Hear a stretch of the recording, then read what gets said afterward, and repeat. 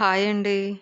మన బాడీకి కావాల్సిన విటమిన్స్, మినరల్స్ అండ్ యాంటీ ఆక్సిడెంట్స్‌ని ఇచ్చే పాలకూరతో సాఫ్ట్‌గా ఉండే చపాతీస్‌ని సింపుల్‌గా ఎలా చేసుకోవాలో ఈ వీడియోలో చూద్దాం. ముందుగా నీట్‌గా వాష్ చేసుకున్న పాలక్‌ని హాట్ వాటర్‌లో వేసి జస్ట్ ఒక 2 మినిట్స్ ఉడికించాలి. పాలకూరని డైరెక్ట్‌గా వాడుకునే దానికన్నా ఇలా ఉడికించి వాడుకుంటే టేస్ట్ చాలా బాగా వస్తుంది. 2 మినిట్స్ తర్వాత పాలక్‌ని వాటర్ నుండి సెపరేట్ చేసి పక్కన పెట్టుకోవాలి. పూర్తిగా చల్లారిపోయిన పాలకూరని మిక్సీ జార్‌లో వేసుకొని ఫైన్ పేస్ట్ లాగా గ్రైండ్ చేసుకోవాలి.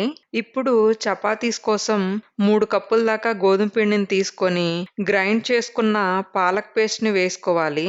దానితో పాటే హాఫ్ స్పూన్ సాల్ట్, ఒక స్పూన్ ఆయిల్, ఒక స్పూన్ పెరుగుని వేసి అన్నీ ఈవెన్‌గా కలిసేలాగా కలుపుకోవాలి. ఈ పిండిని కలిపేప్పుడు వచ్చే స్మెల్ కూడా చాలా బాగుంటుందండి. తర్వాత పిండిలోకి కొంచెం కొంచెంగా వాటర్‌ని యాడ్ చేసుకుంటూ సాఫ్ట్‌గా ముద్దలాగా వచ్చే వరకు హ్యాండ్‌తో ప్రెస్ చేస్తూ 5-10 మినిట్స్ చపాతీ పిండిని కలుపుకోవాలి. చపాతీ పిండికి లైట్‌గా ఆయిల్ అప్లై చేసి ఒక 15 మినిట్స్ పక్కన పెట్టుకోవాలి. పావుగంట తర్వాత మళ్ళీ పిండిని బాగా కలుపుకొని చిన్న చిన్న బాల్స్ లాగా చేసుకొని చపాతీస్‌ని ఒత్తుకోవాలి. ఈ పాలకూరలో ఉండే స్మూత్‌నెస్ వల్ల చపాతీస్ స్మూత్‌గా, ఎడ్జెస్ పగలకుండా నీట్‌గా, రౌండ్‌గా వస్తాయి.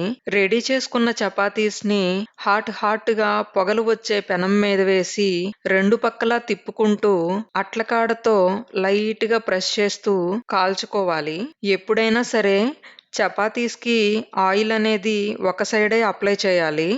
అలా చేస్తే ఆయిల్ ఎక్కువ పట్టదు. చపాతీస్ ఈవెన్‌గా కాలుతాయి. ఈ చపాతీస్ ఏ కూరతో అయినా పర్ఫెక్ట్‌గా సరిపోతాయి. మీరు కూడా ఈ హెల్తీ అండ్ సాఫ్ట్ చపాతీస్‌ని ట్రై చేసి మీకు ఎలా వచ్చాయో కామెంట్స్‌లో చెప్పండి. బాయ్ అండి.